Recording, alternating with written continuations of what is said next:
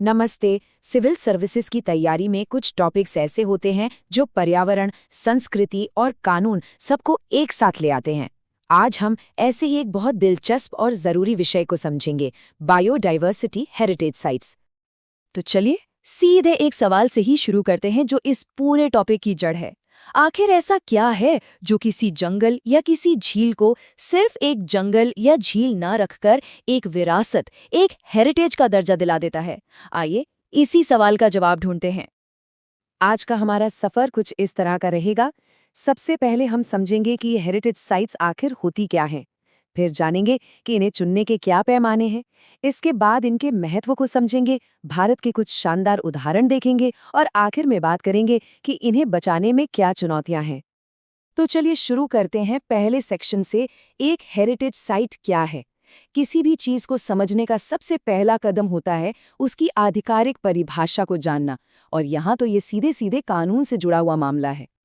तो सबसे पहली और सबसे ज़रूरी बात, ये जो बायोडाइवर्सिटी हेरिटेज साइट है या बीएचएस, इसकी परिभाषा हमें मिलती है बायोलॉजिकल डाइवर्सिटी एक्ट 2002 के सेक्शन 37 में। कानून ये कहता है कि ये ऐसे इलाके हैं जो यूनिक हों, मतलब अपने आप में खास हों, इकोलॉजिकली बहुत नाजुक हों और जहां बायोडाइवर्सिटी का खजाना हो। और हाँ, प्रीलिम्स के लिहाज से ये एक्ट और ये सेक्शन दोनों ही याद रखना बहुत बहुत ज़रूरी है। अब यहाँ पर ना एक कन्फ्यूजन अक्सर होता है कि भाई जब हमारे पास नेशनल पार्क है, वाइल्ड लाइफ सैंक्चुरीज हैं, तो फिर ये बीएचएस की क्या ज़रूरत पड़ गई, ये अलग कैसे हैं? देखिए, फ़र्क बहुत बड़ा है और बहुत ज़रूरी है। बीएचएस का फोकस सिर्फ पेड़ पौधों या जानवरों पर नहीं है, बल्कि उस जगह की अनोखी बायोडाइवर्सिटी और उससे जुड़े कल्चरल वैल्यूज़ पर है। और सबसे बड़ी बात, यहाँ संरक्षण का काम अक्सर स्थानीय लोग करते हैं। वहीं दूसरी तरफ नेशनल पार्क और सैंक्चुरी ज़्यादातर वाइल्ड लाइफ प्रोटेक्शन एक्ट 1972 के तहत आते हैं, जहां नियम बहुत सख्त होते हैं। ये जो बारीक सा फर्क है ना, यही एनालिटिकल सवालों की चाबी है। अच्छा, तो अब ये तो समझ आ गया कि बीएचएस क्या है, पर सवाल ये है कि किसी जगह को ये दर्जा मिलता कैसे है। चलिए अब समझते हैं सेक्शन 2, इसके डेजिग्नेशन क्राइटेरिया, मतलब वो क्या पैमाने हैं, वो कौन से स्तंभ हैं जिन पर कोई भी बीएचएस खड़ा होता है। एक बात पर खास ध्यान दीजिएगा, अब जो हम क्राइटेरिया देखने वाले हैं ना, उन्हें सिर्फ रटना नहीं है, समझना है। क्यों? क्योंकि मेंस एग्जाम में जो एनालिटिकल सवाल आते हैं वो अक्सर यहीं से बनते हैं। हो सकता है आपको कोई केस स्टडी दे दी जाए और उसका विश्लेषण करने को कहा जाए। तो चलिए इस पर पूरा फोकस करते हैं। तो ये है वो पैमाने। क्या उस जगह पर जंगली और पालतू दोनों तरह की प्रजातियों की भरमार है? क्या वहाँ कुछ ऐसी प्रजातियां हैं जो दुनिया में और कहीं नहीं मिलती? या फिर कोई कीस्टोन स्पीशीज है, मतलब जिसके होने या न होने से पूरा इकोसिस्टम बन या बिगड़ सकता है? और ये बहुत दिलचस्प है, क्या वहाँ हमारी फसलों के जंगली पूर्वज मिलते हैं? या उस जगह की कोई गहरी सांस्कृतिक या ऐतिहासिक पहचान है? जब इनमें से कुछ चीजें एक साथ मिलती हैं, तब कोई जगह बीएचके बनने की दावेदार होती है। तो हमने क्या है और कैसे बनता है ये तो समझ लिया, लेकिन अब आते हैं सबसे बड़े सवाल पर, क्यों? बीएचएस का असली मतलब क्या है, इसका सिग्निफिकेंस क्या है? और यकीन मानिए, ये कहानी सिर्फ कंजर्वेशन से कहीं ज्यादा है। सबसे पहला और सबसे सीधा महत्व तो है कंजर्वेशन, यानी संरक्षण। बीएचएस को आप एक सेफ्टी नेट की तरह समझिए।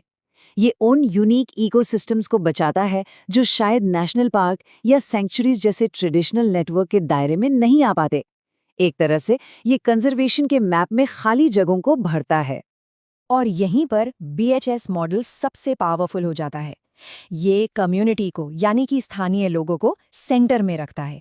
ये संरक्षण को सिर्फ सरकार की जिम्मेदारी नहीं मानता, बल्कि स्थानीय लोगों को इसका हीरो बनाता है, उन्हें सशक्त बनाता है।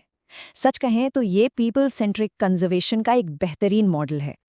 और तीसरा स्तंभ है लाइवलीहुड्स, यानी आजीविका। ये मॉडल इस बात को मानता है कि कंजर्वेशन तब तक अधूरा है जब तक वो लोगों की जिंदगी से ना जुड़े। ये स्थानीय बायोडाइवर्सिटी का इस्तेमाल करके सस्टेनेबल रोजगार के मौके बनाता है। तो देखा आपने, कंजर्वेशन, कम्युनिटी और लाइवलीहुड्स, यही वो गोल्डन ट्रायंगल है जिस पर बीएचएस टिका है। चलिए, अब तक तो हमने सारी थ्योरी समझ ली। अब इन कॉन्सेप्ट्स को जरा असल दुनिया में देखते हैं। सेक्शन 4, भारत की जीती जागती विरासत।